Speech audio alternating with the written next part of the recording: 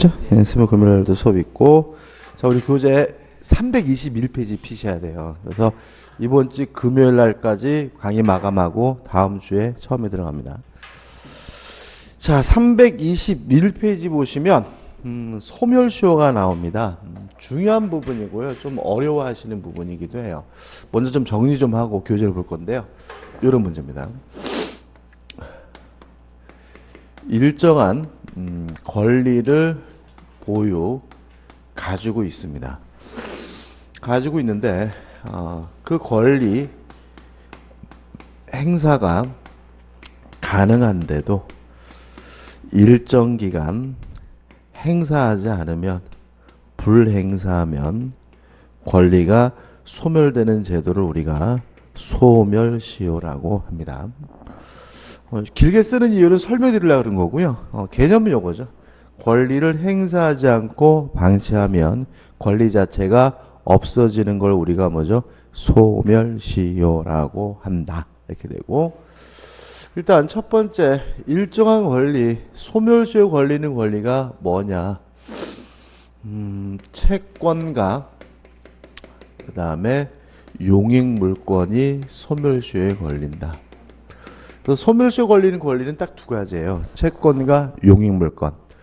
나머지 권리들 뭐 소유권, 점유권, 담보물권 이런 건 소멸시효 걸리지 않고요. 또 뭐 항변권, 형성권 이런 권리도 소멸시효 걸리지 않아요. 뭐만요? 채권과 용익물권만 소멸시효 걸리고. 그 다음에 일정 기간인데 채권은 원칙이 10년입니다. 다만 3년짜리도 있고 1년짜리도 있긴 해요. 용익물권은 20년입니다. 그럼 이렇게 되는 거죠.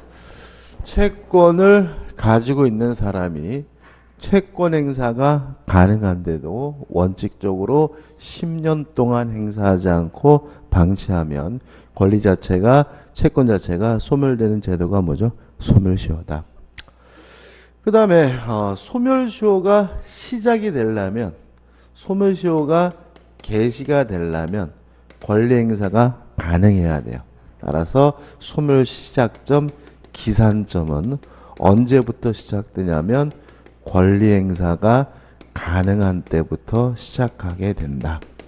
다시 한번 말씀드리면 권리 행사가 가능한데도 행사하지 않아요. 권리가 없어지는 것이니까 소멸시효가 시작이 되려면 개시가 되려면 권리 행사가 가능한 때보다. 따라서 소멸시효 기산점 언제부터죠? 권리 행사가 가능한 때죠.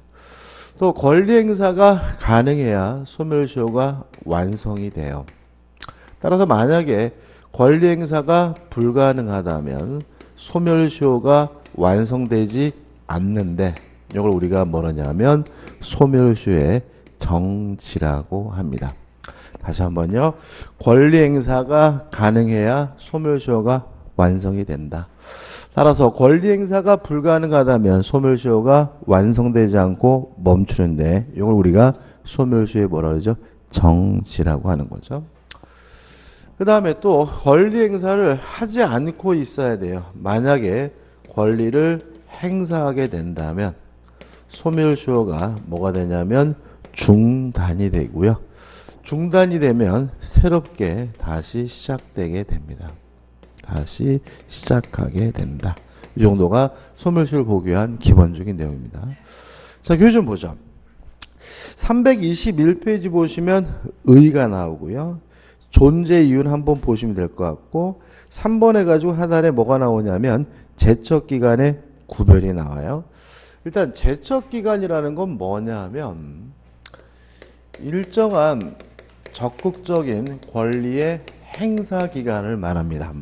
다시 말하면 법에서 규정하고 있는 권리의 행사 기간을 우리가 뭐라 하냐면 제척 기간이라고 해요. 근데 이렇게 하면은 이게 좀 너무 추상적인 것 같아 가지고 잘 머리에 안 들어오시는 것 같아요. 그래서 우리는 어떻게 기억할 거냐면 형성권의 행사 기간을 제척 기간이라고 한다. 이렇게 좀 좁혀서 좀 생각을 하자고요. 자, 이런 얘기거든요. 형성권이라는 권리는 소멸시효 권리지 않습니다. 그러면 무한정으로 행사할 수 있느냐? 형성권은 따로 법에 행사기간을 따로 규정하고 있는데 이걸 우리가 뭐죠? 제척기간이라고 한다. 이렇게 개념을 잡고요. 넘겨보시면은 2번 형성권의 권리 행사기간이다 해가지고 몇 년이냐면 10년 이런 말이 나오는데 좀 정리해보면 일단 제척기간은 원칙적으로 몇 년이냐면 10년이다. 따라서 형성권은 몇 년 동안 행사하는 것이 원칙이냐면 10년 동안 행사하는 것이 원칙이에요. 일단 예외가 있는데 예외 중에서 가장 중요한 것은 뭐냐면 취소권입니다. 취소권도 승낙을 받지 않고 일방적으로 행사하는 거기 때문에 형성권인데 얘는 기간이 두 가지가 있죠. 저번 주에 했습니다. 그죠? 법률행위를 한 날로부터 기준으로 하면 몇 년이죠? 10년. 그 다음에 추인이 가능한 때부터 기준으로 하면 몇 년이죠? 3년. 요 둘 중에 하나라도 경과되면 취소권은 더 이상 뭐 하지 못해요? 행사하지 못해요. 그럼 이렇게 되는 거죠. 형성권의 행사기간은 제한이 되어 있는데 요걸 우리가 제척기간이라고 하고 원칙은 몇 년이죠? 10년이고 취소권은 법률행위를 한 날로부터 10년, 추인이 가능한 날로부터 몇 년이죠? 3년이다. 이렇게 기억하면 되겠죠. 그 다음에 판례는 의미 없습니다. 이 부분은 판례가 의미 없고 그 다음에 2번 제척기간의 법적 성질 해가지고 가로에 제척기간이 정해진 권리의 행사 방법 해가지고 밑에는 재판으로 하든 재판 외에 하든 아무런 상관이 없다. 이런 말이 나오고 그 다음에 쭉 내용이 나와요. 그 다음에 우측에 보시면 3번 소멸시효에 뭐가 나오냐면 차이점이 나오는데 차이점은 이렇게 좀 생각하시면 돼요.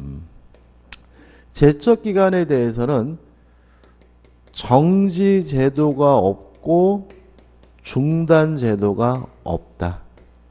그래서 소위 제척기간을 뭐라 그러냐면 불변기간이라고 한다. 이게 무슨 말이냐면 소멸시효의 경우에는요. 만약에 권리 행사가 불가능해서 완성되지 않고 있다. 정지가 되면 20년, 30년 지나도 소멸시효가 완성되지 않는 경우가 있고 또 권리를 행사함으로써 소멸시효를 뭐하면요. 중단시키면 이것도 20년, 30년 지나도 소멸시효가 완성되지 않는 경우가 있잖아요. 그 말은 소멸시효 기간은 늘어난다는 거죠. 정지 사유가 있어도 늘어나고 중단시켜도 뭐죠? 늘어나고 기간이 뭐죠? 늘어날 수가 있는데 제척기간은 정지 중단 제도가 없기 때문에 딱 정해진 기간이 지나게 되면 더 이상 권리를 행사할 수 없기 때문에 10년이다 그러면 요 10년이 지나면 어떤 사유가 있더라도 더 이상 형성권 행사할 수가 없기 때문에 기간이 변하지 않는다 그래서 뭐라 그러죠? 불변기간이라고 한다. 이런 의미가 되고요. 그 다음에 또 하나 중요한 차이점은 요 제척기간은 직권으로 조사합니다. 주장이 필요가 없습니다. 이게 무슨 말이냐면 소멸시효가 완성됐는지 안 됐는지는 주장이 필요해요. 만약에 재판 과정에서 소멸시효가 완성됐음을 주장하지 않는다면 법원은 소멸시효를 고려하지 않고 뭐죠? 재판을 해요. 예를 들어 가지고 돈을 빌려준 지 12년이 됐어요. 그래서 10년이 지났잖아요. 근데 만약에 채무자 측에서 이미 10년 지났다라고 주장하지 않으면 소멸시효가 완성됐음을 뭐 하지 않으면요? 주장하지 않으면 법원은 뭐 하잖아요? 고려하지 않기 때문에 돈을 변제하라고 뭐 하겠어요? 판시한다는 거죠. 이에 반해서 제척기간은 뭐가 없어요? 주장이 필요가 없어요. 직권으로 조사합니다. 따라서 만약에 요 기간이 경과됐다면 누가 주장하지 않아도 법원이 적극적으로 판단하게 된다는 거 좀 기억해 두시면 됩니다. 그 다음에 넘겨보시면 그래서 324페이지에 소송상의 주장 여부 제척기간은 필요가 없다 이런 말이 나오고 그 다음에 4번 권리 소멸의 시기인데 소멸시효는요, 소급효가 있습니다. 따라서 과거로 소급해서 채권이 용익물권은 소멸하는데 반해서 제척기간은 소급효가 없다. 소멸 효과가 과거로 소급하지 않는다는 말이 나와 있고요. 그 다음에 5번 이익에 포기해가지고 소멸시효는 포기하는 것이 가능하지만 제척기간은 포기할 수가 없다. 이런 말이 나오고 6번 법무상의 차이점은 큰 의미 없습니다. 그 다음에 4번 권리 실효와의 구별인데 이건 뭐냐면 우리가 맨 앞에 할 때 신의 성실의 원칙에서 실효의 원칙이라는 걸 했거든요. 기억나시나요? 이런 겁니다. 실효의 원칙이 뭐냐면 권리를 행사하지 않을 것이라는 믿음을 주면 신뢰를 주면 권리 자체가 없어지는 걸 우리가 뭐죠? 실효의 원칙이라고 하는데 실효 원칙과 제척기간과 소멸시효는 뭐죠? 다른 것이다. 이렇게 되는 거예요. 자, 한번 생각해 보죠. 자, 채권은 10년에 소멸시효 걸리는 것이 원칙이잖아요.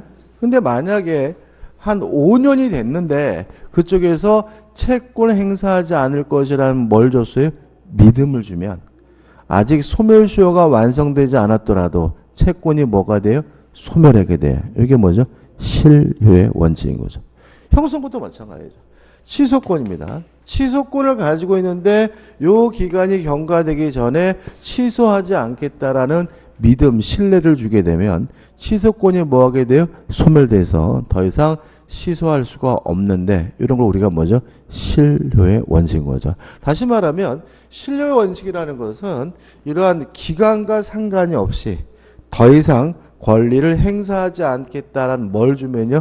믿음을 주면 권리를 행사할 수 없는 것이 뭐죠? 실효의 원칙이니까 제척기간과는 상관이 없다. 이런 의미가 되겠죠. 그 다음 우측에 보시면 이제 소멸시효에 뭐가 나오죠? 요건이 나옵니다.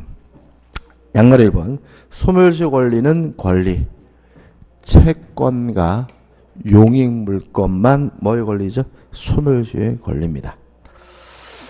그 다음에 2번 소멸시효 걸리지 않는 재산권에서 따라서 1번 소유권 소멸시효 걸리지 않고요. 소유권에 기한 물권조 충구권도 소멸시효 걸리지 않고요. 2번 상린관계상의 권리 아직 우리가 개념 모르잖아요. 좀 이따 볼 겁니다. 권리나 공유물 분할 충구권도 뭐에 걸리지 않습니까? 소멸시효 걸리지 않습니다. 여기서 우리 공부할 것, 여기서 이해하실 것은 안 되는 걸 기억하시면 안 돼요. 다양하니까 그죠? 우리는 뭐만요? 채권과 용익물권만 소멸시효 걸리고 채권과 용익물권을 제한 나머지 모든 것들은 뭐에 걸리지 않죠? 소멸시효 걸리지 않는다. 이렇게 정리하시면 되겠죠. 그 다음에 3번 항변권도 뭐에 걸리지 않습니까? 소멸시효 걸리지 않고 4번 담보물권도 뭐에 걸리지 않죠? 소멸시효 걸리지 않고요. 넘겨보시면 5번 점유권도 뭐에 걸리지 않죠? 소멸시효 걸리지 않습니다. 다시 말하면 채권과 용익물권만 뭐에 걸리죠? 소멸시효에 걸립니다. 그 다음 6번 부동산 매수인이 그 목적물을 인도받은 경우에 매수인의 등기점유권. 요건 좀 까다롭지만 좀 중요합니다. 한번 생각해 봐야 돼요. 갑이라는 사람이요. A라는 토지를 가지고 있어요. 을과 만나가지고 매매 계약을 했고요. 을이 갑에게 대금을 다 지급을 해서 갑이 을에게 인도를 해줬지만 을이 자기 앞으로 등기를 하고 있지 않아요. 일단 을은 아직 소유권이 없습니다. 동의하시나요? 자, 우리가 좀 이따 자세히 배우겠지만 상식적으로 부동산에 관한 소유권을 취득하려면 뭘 해야 돼요? 등기를 해야죠. 따라서 매매 계약을 하고 대금을 다 지급했더라도 인도받았더라도 뭐 하지 않고 있어요? 등기하지 않고 있다면 을에게는 뭐가 없는 거죠? 소유권이 없는 거죠. 그럼 우리에게 아무것도 없느냐? 을은 매매 계약을 하고 대금을 다 지급했기 때문에 이전 등기해달라고 요구할 수 있는 뭐는 있냐면 등기 청구권은 있고요. 요 등기 청구권은 물권적 청구권이 아니라 뭐죠? 채권적 청구권이 됩니다. 왜요? 을에게는 뭐가 없습니까? 소유권이 없으니까요. 자, 그럼 여기서 문제되는 것은 이 사람의 등기 청구권이 만약에 채권적 채권이라면 원칙적으로 뭐에 걸려야 되는 거죠? 소멸시효에 걸려야 하는 거죠. 몇 년이죠? 10년. 따라서 10년 동안 행사하지 않고 방치하면 을은 갑에게 원칙적으로 등기를 청구할 수 없는 것이 원칙입니다. 이거 jas죠, 그죠? 근데 우리 판례가 예외를 인정한다는 겁니다. 다만 우리 판례는 요 매수인이 점유를 계속하고 있는 상태라면 그때는 을의 등기 청구권이 채권적 청구권인데도 불구하고 뭐에 걸리지 않냐면 소멸시효에 걸리지 않는다는 것이 우리 판례의 태도입니다. 이유는 요거죠. 자, 소멸시효에 걸리려면요. 권리를 행사하지 않고 뭐 하고 있어야 돼? 방치하고 있어야 돼. 근데 우리 판례는 매수인이 인도받아서 현재 그 부동산을 점유하고 있는 상태라면 계속해서 자신의 권리를 뭐 하고 있는 거죠? 행사하고 있는 것으로 이해를 합니다. 따라서 점유를 계속하는 것은 권리를 방치하는 것이 아니라 권리를 뭐예요? 행사하는 것이니까 점유를 계속하는 한 소멸시효가 뭐조차 안 하는 거죠? 시작조차 되지 않는다는 것이 우리 판례 입장인 거예요. 그럼 여기서 점유를 계속하면 소멸시효가 걸리지 않는데 만약에 권리를 처분했다는 이유로 점유를 상실한 경우에는 어떻게 할 것이냐. 이 문제에 대해서는 이때도 소멸시효가 걸리지 않는다는 것이 우리 판례 입장입니다. 왜 그러냐면 소극적으로 점유하는 것만 권리 행사냐. 권리자로서 자신의 권리를 팔아먹는 것도 적극적인 의미에서 뭐인 거죠? 권리의 행사이기 때문에 뭐에 걸리지 않습니까? 소멸시효에 걸리지 않는다는 것이 우리 판례 입장이에요. 그럼 정리해 볼게요. 등기 안 한 매수인은 소유권이 없고 등기 청구권만 있는데 이 등기 청구권은 채권적 청구권이므로 뭐에 걸려야 돼요? 소멸시효에 걸려야 하지만 점유를 계속하고 있는 경우에는 소멸시효에 걸리지 않고요. 권리를 처분했다는 이유로 점유를 상실한 경우에도 뭐에 걸리지 않습니까? 소멸시효에 걸리지 않는다는 것이 우리 판례 입장이다. 따라서 을이 이 땅을 다시 병에게 팔아먹고 병에게 인도를 해준 경우에는 을의 등기 청구권은 뭐에 걸리지 않습니까? 소멸시효에 걸리지 않고 있으므로 병은 여전히 을을 대해서 갑에게 이전 등기해달라고 뭐 할 수 있어요? 청구할 수가 있다. 이렇게 되는 거죠. 그 다음 마지막으로 자, 을이 지금 점유하고 병이 점유하고 있더라도 아직도 갑에게 뭐가 있는 거죠? 소유권이 있는 거죠. 이때 갑이 자신이 소유권자란 이유로 을에게 반환 청구할 수가 있느냐? 아니면 갑이 아직도 자신이 소유권자란 이유로 병에게 반환 청구할 수가 있느냐? 없다. 왜냐하면 신의칙상 인정되는 금반원의 원칙이죠. 동의하시나요? 갑이 을에게 팔고 스스로 인도해주고 나서 시간이 흐른 후에 이 땅은 내 땅이니까 돌려달라고 요구하는 것은 명백히 뭐가 되는 거죠? 반대되는 언행이기 때문에 갑에게 아직도 뭐가 있어요? 소유권이 있더라도 을에게도 반환 청구할 수 없고 병에게도 뭐 할 수 없어요? 반환 청구할 수 없다는 것까지 꼭 기억해 두시 바라고 이거는 뭐 물권법과 관련해서 시험 문제 나올 수도 있고요. 아니면 소멸시효 관련해서 시험 문제 나올 수 있는 부분이니까 좀 확실하게 좀 내 것으로 만드시기 바랍니다. 그런 내용입니다. 그 다음에 7번 기타 판례상 문제되는 경우에서 1번 이것도 물권법에서 올 건데 점유 취득시효에 의한 등기 청구권은 채권적 청구권입니다. 따라서 원칙적으로 소멸시효에 걸려야 하지만 점유를 계속하지 않은 한 소멸시효를 계속하고 있는 한 소멸시효 걸리지 않아. 이것도요. 근데 이것도 자세히 봐야 되는데 자세한 건 뭐죠? 물권부에서 올 거고. 그 다음에 우측에 2번 해가지고 민법 부칙 제10조와 소유권 이전 등기 청구권의 소멸시효 문제가 나오는데 가입표입니다. 이거는 보지 마세요. 이거는 너무 옛날 얘기이기 때문에 보실 필요가 없습니다. 그 다음에 이제 요건이죠. 2번 권리를 행사할 수 있음에도 불구하고 그 권리를 행사하지 않을 것. 요거죠. 권리 행사가 가능한데도 행사하지 않을 것. 따라서 1. 소멸시효 기삭점 시작점은 권리 행사가 가능한 때부터 어떻게 해요? 시작되게 된다. 그래서 법점이 나옵니다. 166조 1항입니다. 소멸시효는 권리를 행사할 수 있을 때부터 뭐죠? 진행한다. 다시 한번요.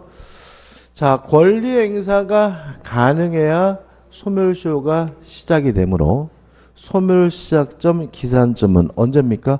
권리 행사가 가능한 때부터 시작하게 된다. 그래서 하단에 보시면 2번 각종의 권리 행사의 소멸시효의 기산점이 나와요. 자, 여기서 이제 문제가 뭐냐면 외워야 되느냐. 외우는 게 아니라 이건 뭐예요? 연습하는 겁니다. 그러니까 우리는 머릿속에 뭘 기억해야 되냐면 소멸시효는 언제부터 시작하느냐? 권리 행사가 언제예요? 가능한 때부터 시작한다. 그죠? 그럼 생각해 보자고요. 자, 연습이에요. 자, 돈을 빌려주면서 12월 31일 날 돈을 갚기로 했어요. 그러면 언제부터 돈을 달라고 할 수 있는 거예요? 12월 30일이 돼야 돈을 달라고 하는 것이 가능하겠죠. 그죠? 온 돈을 빌려주면서 야, 올해 12월 31일까지 돈 갚아야 돼. 그러면 언제부터 돈 달라고 할 수 있다고요? 12월 31일 날. 그럼 맨 밑에 1. 확정기한부 채권. 언제부터요? 확정기한이 도래한 때부터 뭐죠? 진행한다. 12월 31일부터 어떻게 진행한다. 이해되시죠? 그죠? 그 다음 넘겨보시면 판례는 일단 의미 없습니다. 2번 불확정기한입니다. 내가 죽으면 너에게 뭐 한다랄까요? 자동차를 주겠다라고 약속을 했어요. 저는 반드시 죽으니까 이건 뭐예요?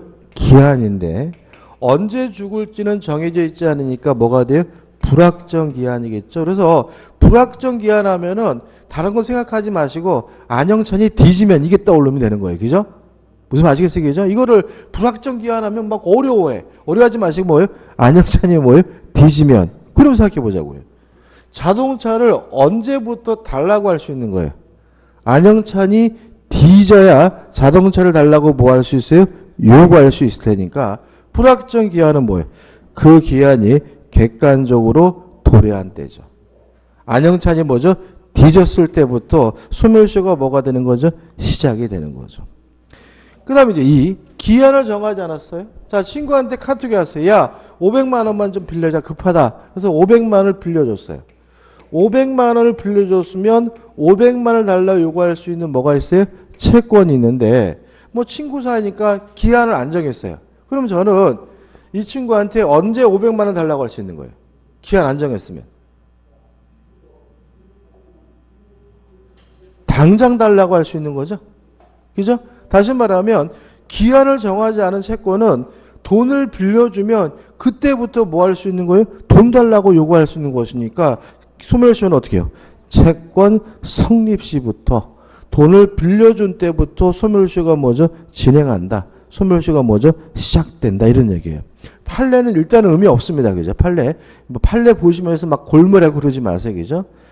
그 다음에 우측에 3번 해가지고 기한의 이게 상실이 약관이 있는 채권 해가지고 나와 있는데 형성권적 기한이익 상실, 정지조건부 기한이익 상실 우리가 기한할 때 했던 거거든요.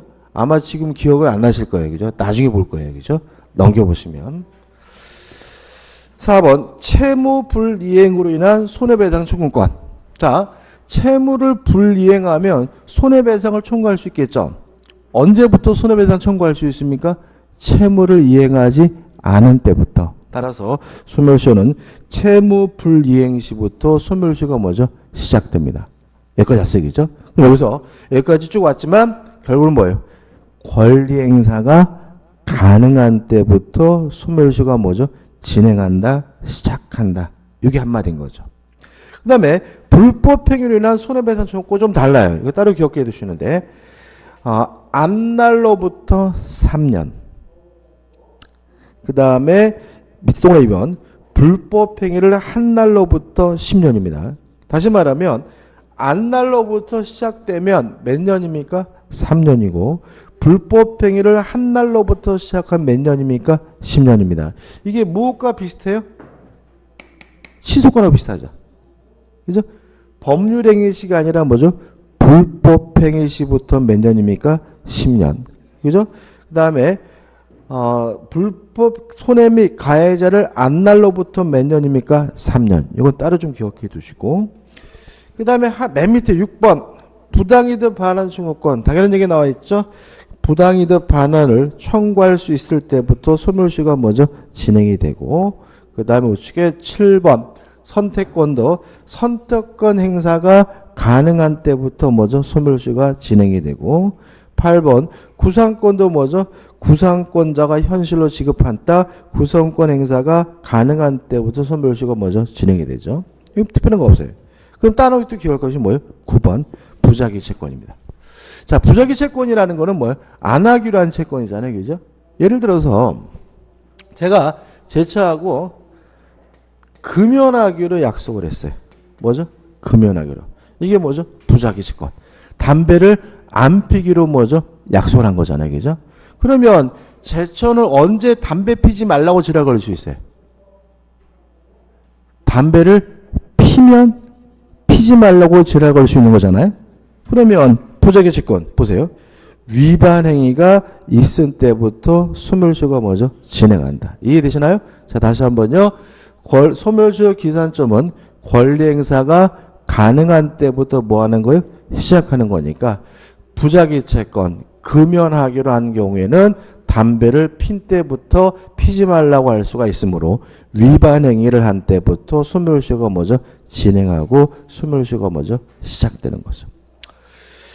그 다음에 10번은 일단은 의미가 없습니다. 그 다음에 넘겨보시면 11번도 의미 없어요. 11번은 아예 가입합니다. 그죠? 그러면 보시면 중간에 판례도 있고 내용이 막 굉장히 어렵고 11가지나 있으니까 우리 수험생분들이 뭐 하려고 하시냐면 외우려고 하지 마시거든요. 근데 외우려고 하지 마시고 이게 말을 바꾸기 때문에 소멸시효는 뭐죠?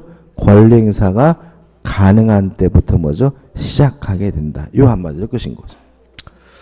그 다음에 3번 소멸시효 기간이 경과할께서 일반 채권에서 채권은 원칙적으로 20년.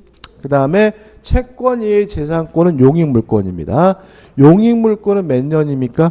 채권은 10년, 용익물권 몇 년이죠? 20년. 그 다음에 채권은 3년짜리가 있고 뭐죠? 1년짜리가 있어요. 그래서 2번 3년의 단기 소멸시효 올린 채권이 있는데 우리가 여러분하고 저하고 만약에 한 7, 8년 전에 공부를 했으면 이거 외웠어야 돼. 이런 것도 물어봤거든요. 지금은 물어보지 않아요. 그래서 간단하게 보고 넘어갈 건데 좀 많잖아요. 자, 163조 해가지고 3년짜리가 나옵니다. 좀 줄여보자고요. 3년짜리죠. 첫째, 이자, 부양료, 급료, 사용료입니다. 그래서 여기다가 이자, 부양료, 급료, 사용료 이런 거 뭐라고요? 3년짜리다. 그 다음에 2호부터 밑에 나오는 5호까지는 이렇게 줄이면 돼요. 전문직이죠. 전문직 종사자의 채권은 몇 년짜리죠? 3년이다.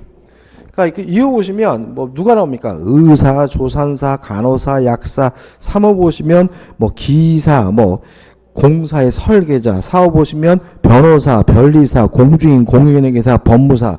5호 보시면 변호사, 변리사, 공주인, 공인회계사 나오잖아요. 몽창 뭐라고 적어요?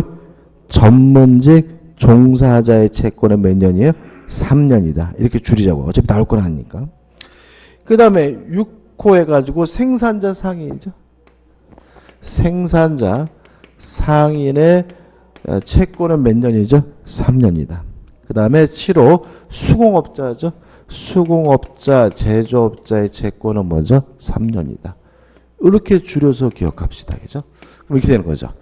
채권은 원칙적으로 몇 년입니까? 10년인데 이자, 부양료, 급료, 사용료와 전문직 종사자의 채권과 생산자, 상인, 수공업자의 채권은 몇 년이죠? 3년이다. 실제 여기서 중요한 것은 뭐죠? 중요한 것도 아닙니다. 요거 잊지 마세요. 그죠? 전문직 종사자의 채권은 몇 년이죠? 3년이다. 이거 꼭 기억해 두시고. 그 다음 우측에 보시면 1년짜리가 있어요. 164조가 나오는데 자, 1년짜리도 좀 줄일 수가 있어요. 의식주 채권입니다. 보시면은 1호 해가지고 여관, 음식점, 오락장 뭐 이런 거 나오잖아요. 그 다음에 2호에서 의복, 침구 이런 거 나오잖아요. 이걸 줄이면 뭐예요? 의식주입니다. 그래서 먹고 자고 의식주 먹고 자고 입는 채권은 뭐죠? 1년짜리다. 이렇게 줄이면 되고 그 다음에 2, 3호 보시면 두 번째 노욕인 연예인이죠. 이게 원래는 비전문직입니다. 그러니까 과거에는 우리가 요즘 아이들은 장래희망이 뭐니 그러면 뭐예요? 연예인이요. 이런 애들이 많다며 그죠? 근데 우리가 어렸을 때는 연예인을 아주 뭐죠?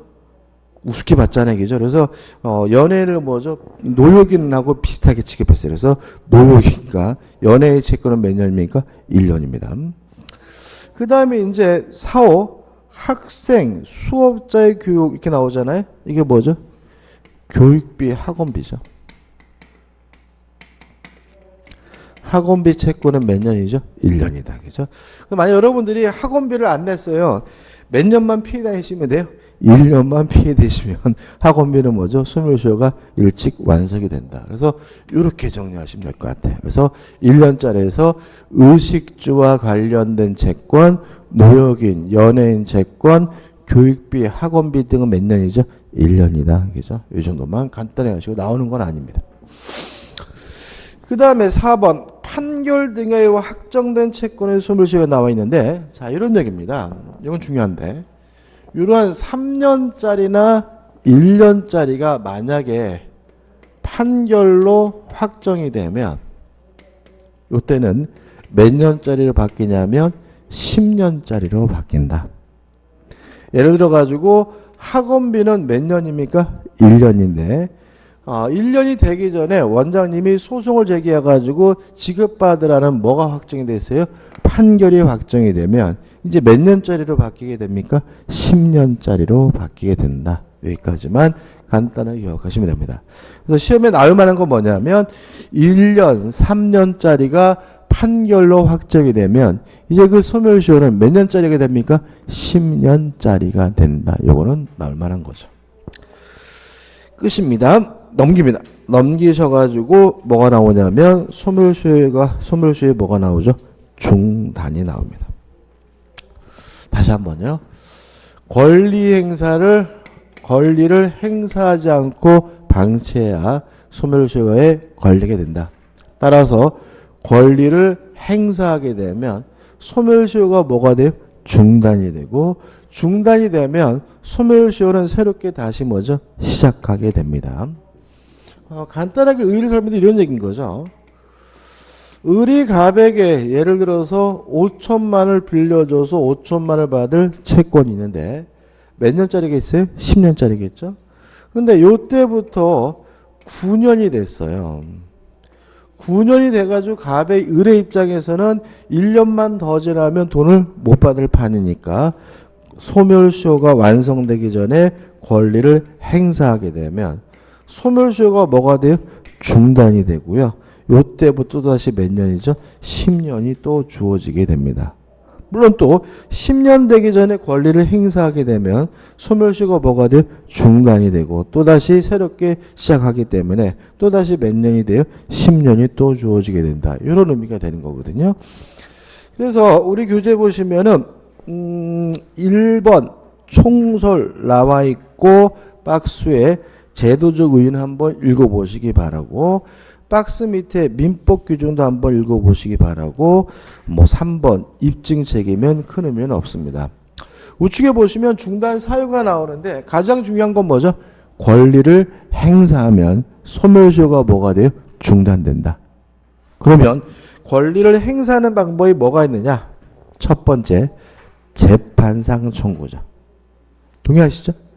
재판상 청구하면 권리를 행사한 것이니까 소멸시효가 뭐가 돼요?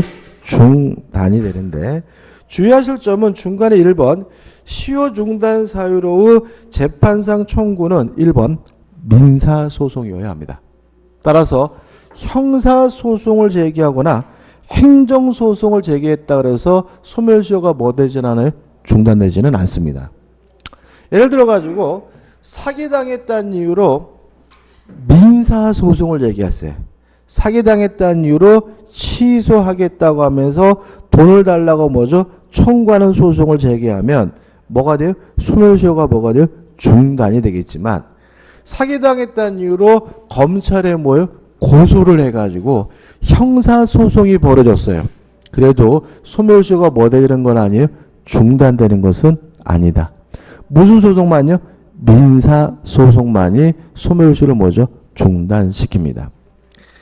그 다음에 2번 해가지고 응소입니다. 응소가 뭐죠? 응한다는 얘기죠. 자, 누가 저한테 소송을 걸었어요. 그래서 제가 그 소송에 대응하고 소송에 응하는 걸 우리가 뭐죠? 응소라고 해요. 그래서 응소하는 것은 소멸시효를 중단시키지는 않습니다. 그러니까 다시 말하면 내가 권리를 행사해야 비로소 뭐가요? 소멸시효가 뭐가 돼요? 중단되니까 내가 스스로 소송을 제기해야 소멸시효가 뭐죠? 중단되는 것이지 원칙적으로 상대방이 제기한 소송에 대해서 응하는 거는 응소는 뭐죠? 소멸 중단이 아니에요. 다만 우리 판례가 예외를 인정해요. 밑에서부터 두 번째 줄 보시면 이렇게 말해놨어요. 피고로서 응소하여 그 소송에 적극적으로 시효가 중단되었다고는 권리를 주장하고 그것이 받아들여진 경우에도 시효 중단 사유인 재판상 청구에 해당한다. 무슨 말이겠어요?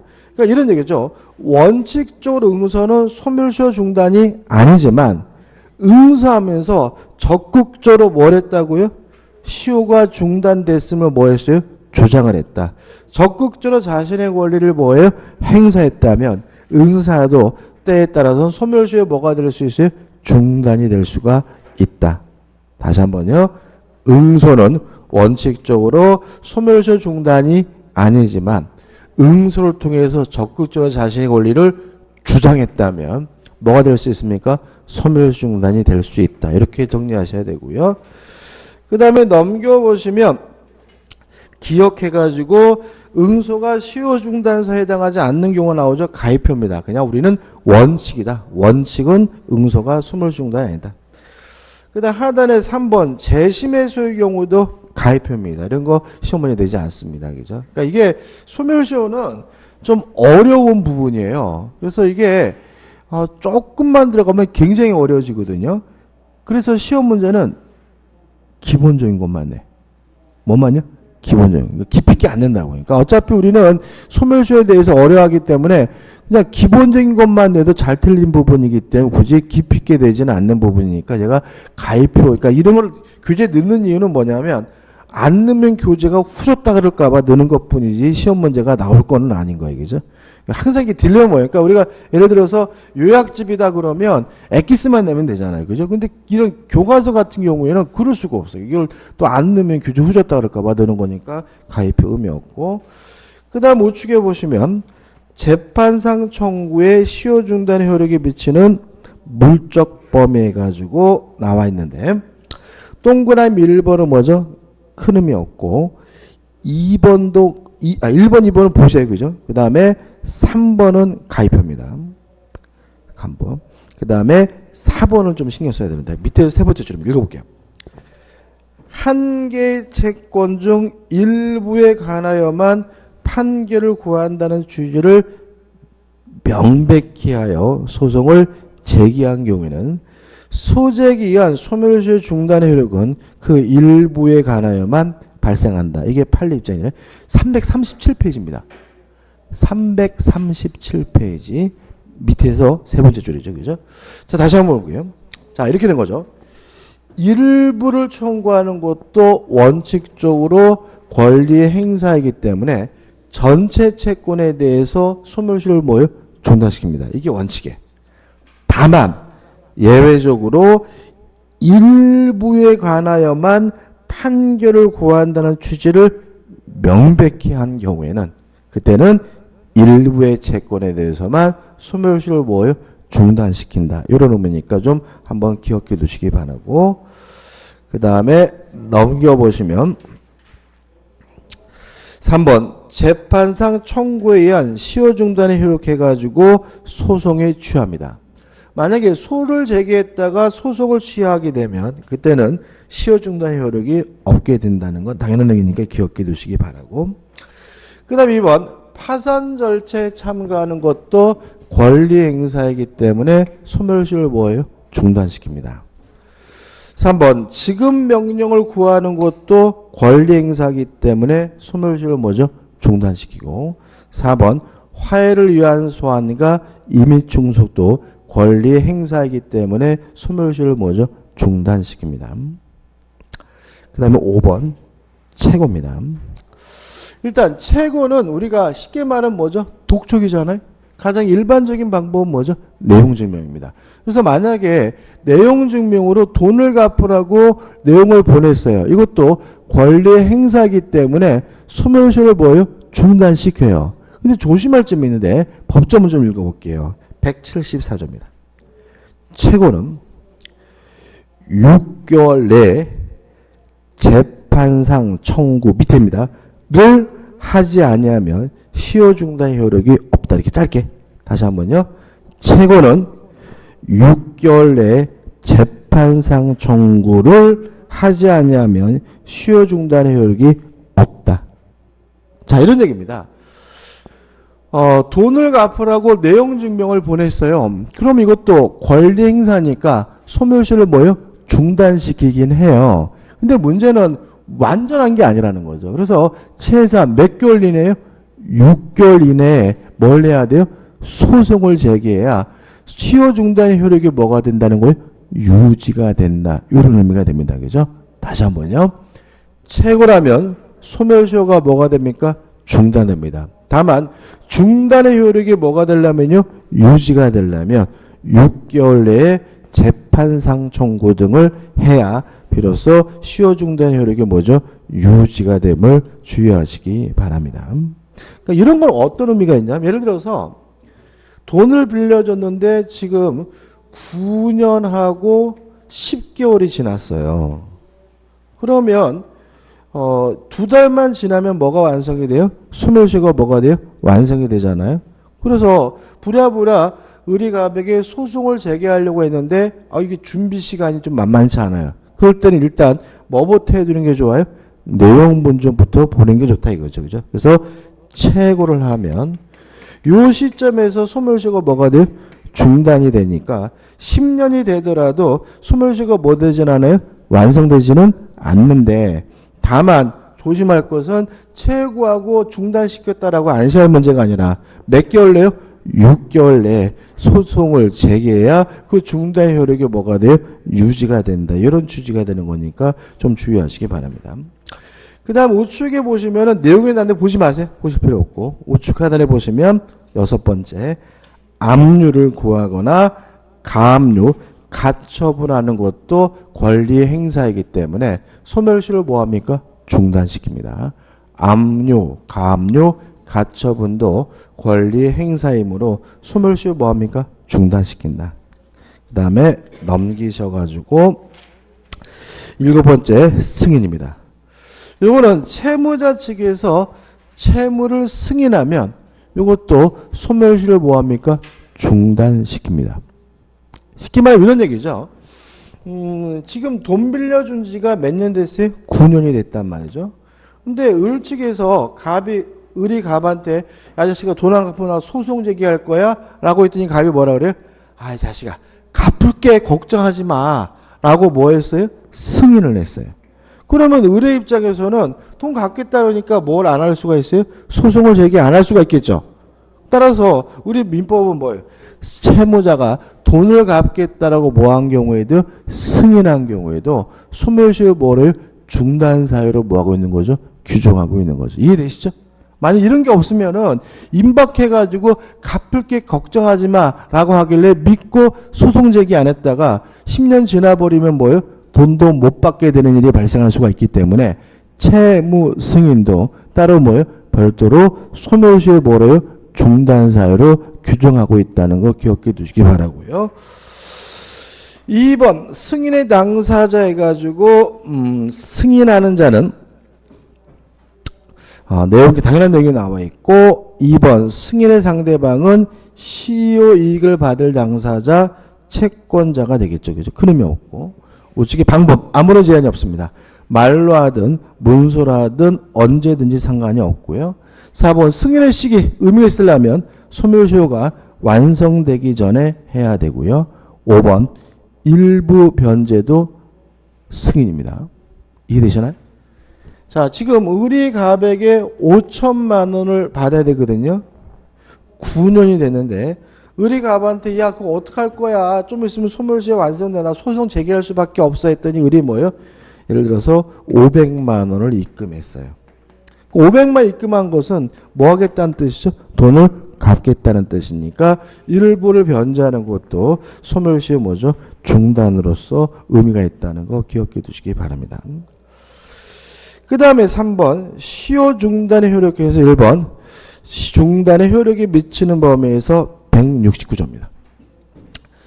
시효 중단은 당사자 및 승계인 간에만 효력이 있습니다. 시효 중단은 누구에게만요?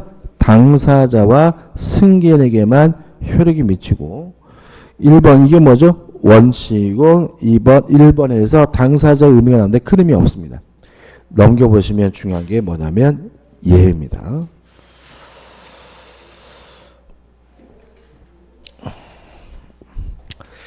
예외 가지고 시효 중단 효력이 미치는 범위가 인적 범위에서 1번, 2번 내용이 나와 있는데 요것만 한 가지 생각하시면 됩니다. 을이 갑에게 1억을 빌려주고 1억을 달라 요구할 수 있는 채권이 있고 병이 보증을 서가지고 병이 뭐죠? 보증인입니다. 그럼 여기서 병을 보증인 갑을 뭐라 그러냐면 주채무자라고 해요. 그래서 우리가 보증인이 있으면 채무자를 뭐라고 합니까? 주채무자라고 하고 보증인과 구별하는 거죠. 이 경우 을이 만약에 주채무자에게 권리를 행사했다는 이유로 소멸시효가 중단되면 갑에 대해서도 중단되고 병에 대해서도 중단이 됩니다. 근데 만약에 을이 보증인에게 권리를 행사하게 되면 보증인에 대해서만 중단되고 주채무자에 대해서는 소멸시효가 뭐 되지 않냐면 중단되지 않습니다. 이게 가끔 시험내요. 그죠? 다시 한번요. 누구한테 권리를 행사했습니까? 주채무자에게. 그러면 누구도 소멸시효가 중단됩니까? 보증인도. 근데 만약에 보증인에게 권리 행사했다는 이유로 소멸시효 중단시키면 이때는 보증인에 대해서만 소멸시효가 뭐가 돼요? 중단되고 주채무자에게 뭐 되지 않아요? 중단되지 않는다는 거 꼭 기억해 두시기 바랍니다. 그 다음에 4번 지역군의 시효 중단은 일단은 의미 없으니까 지역군에서 할 거고 그 다음에 2번 중단으로 새로운 시효의 진행입니다. 이것도 교재 복잡하게 나와 있는데 의미 없어요. 자, 권리를 행사해서 소멸시효가 중단되면 새롭게 뭐죠? 다시 시작해요. 언제요? 권리 행사가 가능한 때부터. 다시 한번요. 소멸시효가 중단되면 새롭게 다시 시작합니다. 언제부터요? 권리행사가 가능한 때부터. 여기서 한 가지만 생각해 보시면 돼요. 다시 한번 볼까요?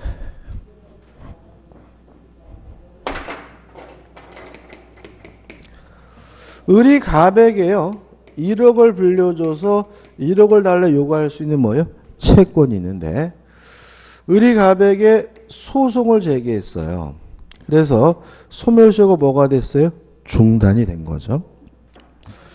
근데 문제는 소송이 제기해서 재판이 진행 중인 경우에는 권리 행사가 불가능하죠. 그죠? 지금 9년이 됐을 때 소송을 제기해서 소멸시효가 뭐가 돼요? 중단이 돼서 지금 뭐 하고 있습니까? 재판이 진행 중이에요. 그러면 재판 진행 중에는 돈 못 받죠. 그죠? 따라서 재판 진행 중에는 다시 시작되지는 않습니다. 그러면 언제 돈을 받을 수 있냐면 확정 판결이 내려지면 요때 을이 갑에게 1억 달라고 뭐 할 수 있어요? 요구할 수가 있으니까 확정 판결이 내려진 때부터 새로운 소멸시효가 뭐 하게 돼요? 시작되게 됩니다. 다시 말하면 소송을 제기하면 소멸시효 뭐가 돼요? 중단되고 다시 시작은 언제 되느냐? 확정 판결이 내려진 때부터 소멸시효가 새롭게 다시 뭐죠? 시작된다. 왜냐하면 새롭게 다시 시작하는 것도 언제부터 시작하게 돼요? 권리 행사가 가능한 때부터 뭐죠? 시작하는 거니까. 그래서 우측에 면에 보시면 1번 재판상 청구해가지고 뭐라고요? 재판이 확정된 때부터 새롭게 뭐예요? 진행한다. 다시 말하면 소송 진행 중인 동안에는 뭐 할 수 있습니까? 권리를 행사할 수가 없기 때문에 그런 거죠. 나머지 것도 마찬가지인데 의미 없어요. 그래서 가장 중요한 것은 재판상 청구입니다. 소송을 제기하면 소멸시효가 뭐가 돼요? 중단되고 언제부터 다시 시작합니까? 판결이 뭐죠? 확정됐을 때부터 다시 시작하게 됩니다. 끝. 나머지 것들 보지 마세요. 그 다음에 넘겨보시면 소멸시효에 뭐가 나오죠? 정지가 나옵니다. 자, 소멸시효가 완성이 되려면 권리행사가 뭐 해야 됩니까? 가능해야 됩니다. 따라서 권리행사가 만약에 불가능하다면 소멸시효가 완성되지 않고 멈추는데 요 우리가 뭐죠? 소멸시효에 뭐라고 합니까? 정지라고 합니다. 제도 의 나와 있고 3번 시효 정지에 사유해가지고 1번 제한 능력자와 시효 정지입니다. 자, 이런 얘기입니다. 이 사람이요 제한 능력자예요. 근데 제한 능력자인데 법정 대리인이 없어요. 그러면 제한 능력자인데 법정 대리인이 없다면 권리 행사가 뭐예요? 불가능하죠. 따라서 소멸시효가 뭐 되잖아요? 완성되지 않아요. 근데 여기서 좀 조심할 것은 뭐냐? 이런 겁니다. 자, 보세요. 자, 지금 10년이면 소멸시효가 완성되잖아요. 근데 9년이 됐을 때 법정 대리인이 없어서 권리 행사가 뭐예요? 불가능했다는 사실이 밝혀지면 요때부터 소멸시효가 뭐죠? 완성되지 않고 뭐가 된다는 거예요?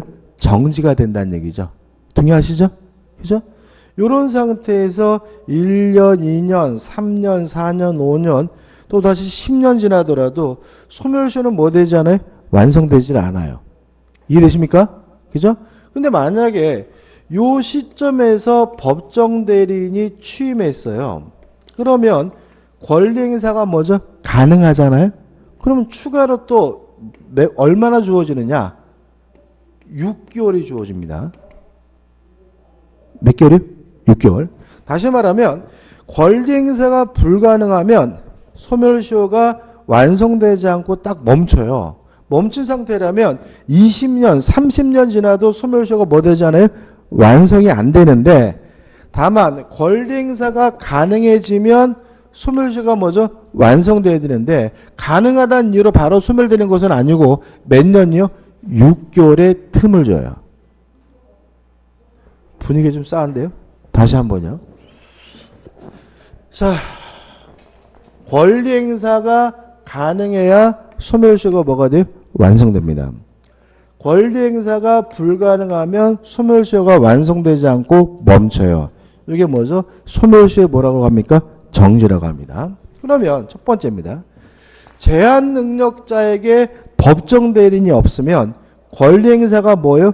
불가능하니까 소멸시효가 뭐죠? 완성되질 않아요.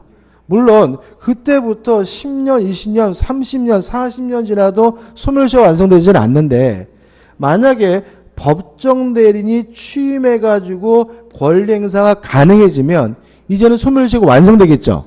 그죠? 가능한 때부터 몇 개월이요? 6개월이 지나야 비로소 뭐죠? 소멸시효 뭐죠? 완성됩니다. 중간에는 몇 년이 지나든 뭐든 그것은 뭐예요? 상관은 없는 거예요.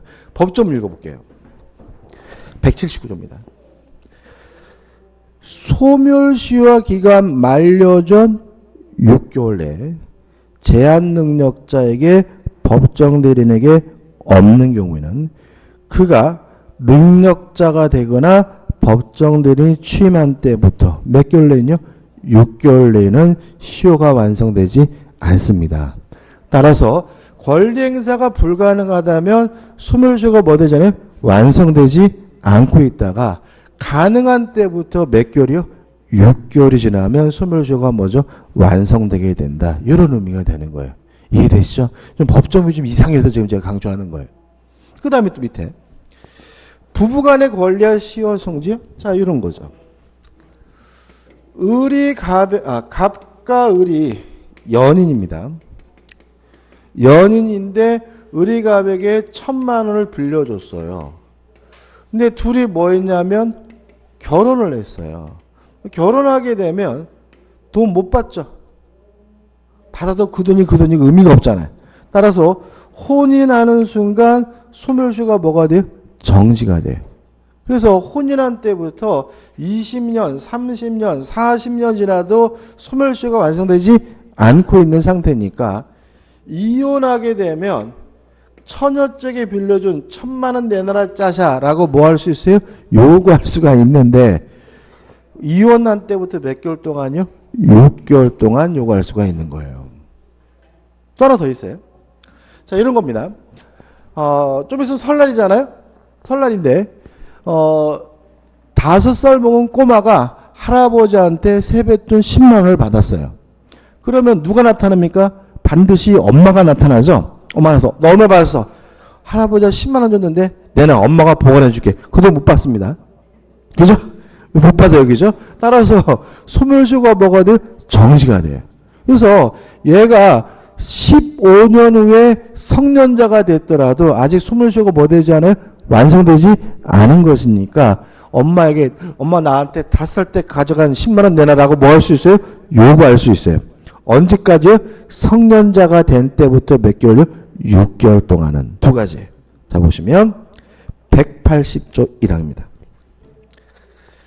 재산을 관리하는 아버지, 어머니, 후견인에 대한 제한 능력자의 권리. 뭐예요? 엄마가 세뱃돈 뺏어간 경우입니다. 이게. 그죠? 다시 한번 읽어봐요. 아버지, 어머니 또는 후견인에 대한 제한 능력자의 권리. 뭐라고요? 엄마가 세뱃돈을 뭐죠? 뺏어간 경우에. 그가 능력자가 되거나 후임, 법정 대리인이 취임한 때부터는 6개월 내에는 소멸시효가 뭐 되잖아요? 완성되지 않는다. 이해되시죠? 그 다음에 2항. 부부 중 한쪽이 다른 쪽에 대하여 가지는 권리. 부부간의 측입니다. 혼인관계가 종료된 때부터 몇 개월이요? 6개월 내에는 소멸시효가 뭐 되잖아요? 완성되지 않는다. 이해되시죠? 그죠? 그 다음에 우측도 마찬가지입니다. 상속재산입니다. 자, 이런 얘기죠. 가끔 영화 보면 그런 거 있잖아요. 갑자기 뭐죠? 통지서가 왔어요. 누군지도 몰랐는데, 먼 고모 할머니가 돌아가셨는데, 저한테 뭐죠? 상속재산을 100억을 남겨놓고 돌아가셨대요. 그죠? 뭐 이런 거 영화에 나온단 말이죠. 그죠? 그럼 생각해 보자고요. 제가 만약에 상속재산이 100억이 있다 하더라도 그 100억에 대한 권리 행사하려면 제가 상속인인 줄 알아야 될 거 아니에요. 만약에 제가 상속인인지도 모르는 상태라면 권리를 뭐 할 수 없어요? 행사할 수가 없으니까 소멸시효가 뭐 되는 거예요? 완성되지 않는 거예요. 이해하시나요? 그런 얘기거든요. 보시면 이렇게 되잖아요. 상속재산에 속한 권리나 상속재산에 대한 권리는 상속인의 확정. 무슨 말이에요? 상속인이 정해지기 전까지는 소멸시효가 뭐가 돼요? 정지가 된다 이런 얘기죠. 확정. 또 관리인의 선임 또는 파산 선고가 있는 때부터 몇 개월 내는요? 6개월 내에는 소멸시효가 뭐죠? 완성되지 않는다. 상속인의 확정만 기억하면 되겠죠. 그죠? 그럼 다시 말하면 상속인이 확정된 때부터 몇 개월이요? 6개월이 지나야 비로소 소멸시효가 뭐가 돼요? 완성된다. 그 다음 4번입니다. 자, 이건 뭐냐면 이런 거죠. 의리가백에 1억을 빌려줘가지고 돈을 받아야 돼요. 소멸시효가 뭐죠? 얼마 안 남았어요. 그래서 소송을 제기하려고 준비하고 있는데 이런 젠장을 김정은이 쳐들어오는 바람에 뭐가 났어요? 전쟁이 났어요. 전쟁이 나면은 무슨 거기서 돈 받는다고 그게 말이 안 되잖아요. 그죠? 또 아니면 쓰나미가 밀려와서 뭐요? 집이 박살났어요. 이렇게 천재지변, 사변이 있으면 소멸시효가 뭐가 돼요? 정지가 돼요. 근데 이거는 여유를 딱 몇 개월만 주냐면 한 달만 줍니다. 몇 개월이요? 한 달. 보시면 천재, 기타 사변으로 인하여 소멸시효를 중단할 수 없는 때는 그 사유가 종료한 때부터 몇 개월이요? 1개월 내에는 시효가 뭐죠? 완성되지 않습니다. 정리해 볼게요. 자, 권리 행사가 가능해야 소멸시효가 완성됩니다. 따라서 권리 행사가 불가능하다면 소멸시효가 뭐 되지 않아요? 완성되지 않는데 이게 뭐예요? 소멸시효의 정리죠. 그럼 권리 행사가 불가능한 경우가 뭐냐? 첫째, 제한 능력자인데 법정 대리인이 없는 경우. 그죠? 두 번째, 엄마, 아버지에 대한 제한 능력자의 채권. 세 번째, 부부간의 채권. 이게 불가능한 경우죠. 그죠? 그 다음에 네 번째, 상속인이 누군지 모르는 상속재산의 채권. 요 네 가지는 몇 개월이죠? 6개월의 틈을 주고요. 그 다음에 천재지변 기타 사변은 몇 개월이요? 1개월의 틈을 준다. 이렇게만 기억하시면 되겠죠. 그 다음 5번 소멸시효의 법률 효과 해가지고 1번 완성한다는 의미 해가지고 절대 소멸절, 상대 소멸절 나오고 넘겨보시면 판례 태도가 나오는데 뭐만 기억하면 되냐면 판례만 기억하면 돼요. 실제 여기서 문제가 되는 것은 뭐죠? 용익물권입니다. 용익물권. 자, 지상권은 용익물권이기 때문에요. 지상권은 20년간 행사하지 않으면 소멸시효에 걸려요. 자, 소멸시효 걸리게 되면 지상권이 뭐 하게 되냐면 소멸이 되느냐, 소멸되게 되는데 상대 소멸서는 말소 등기를 해야 비로소 지상권이 소멸되는 거다. 이렇게 이해하는 것이고 절대 소멸서는 20년이 되는 순간 말소 등기하잖아도 지상권은 자동으로 뭐가 돼요? 소멸된다. 이런 취지인 거거든요. 근데 우리 판례는 절대 소멸서를 취해요. 따라서 말소 등기할 필요가 없다. 이게 결론입니다. 자, 그럼 이렇게 된 거죠.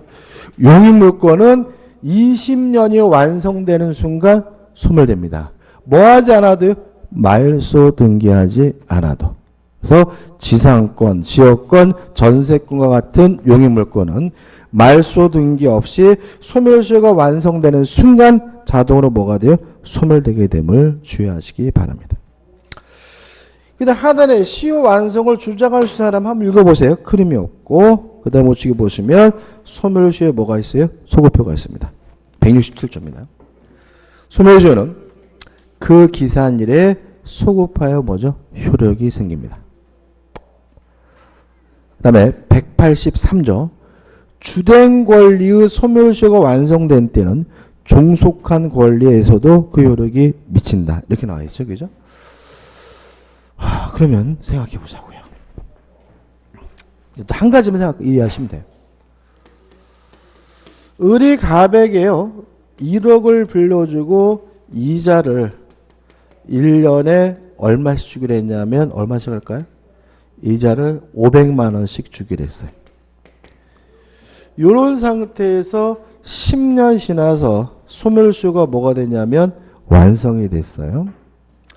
그러면 돈 못 받죠. 그죠? 돈 못 받죠. 근데 문제는 뭐냐면 10년 지나서 소멸시효가 완성되면 1억은 못 받는데 이 완성되기 전에 이 10년 동안에 이자는 받을 수가 있느냐? 1년에 500만 원이니까 10년 하면 얼마죠? 5천만 원 받을 수가 있느냐? 없다. 왜냐하면 소멸시효가 완성이 되면 권리는 완성된 때부터 소멸하는 것이 아니라 과거로 소급해서 채권 자체가 뭐가요? 없어지는 거다. 따라서 그 기간 동안에 무엇도 받을 수도 없어요. 이자도 받을 수가 없다. 이게 183조가 되는 거죠. 자, 소멸시효가 완성되면 소멸시효 기산점 소급해가지고 뭐죠? 채권이 뭐가 됩니까? 소멸됩니다. 따라서 소멸시효 기간 동안은 뭐 할 수 없습니까? 이자도 뭐 할 수 없어요? 받을 수가 없다는 것까지 꼭 기억해 두시기 바랍니다. 그 다음 5번 소멸시효이익에 포기해가지고 밑에서 네 번째 줄입니다. 1항 소멸시효이익은 미리 포기하지 못한다. 반대해서 시효 완성 후에는 뭐죠? 포기가 가능하다. 이것도 시험이 잘 나옵니다. 자, 우리 184조가 미리 포기하지 못한다라고 뭐 하고 있어요?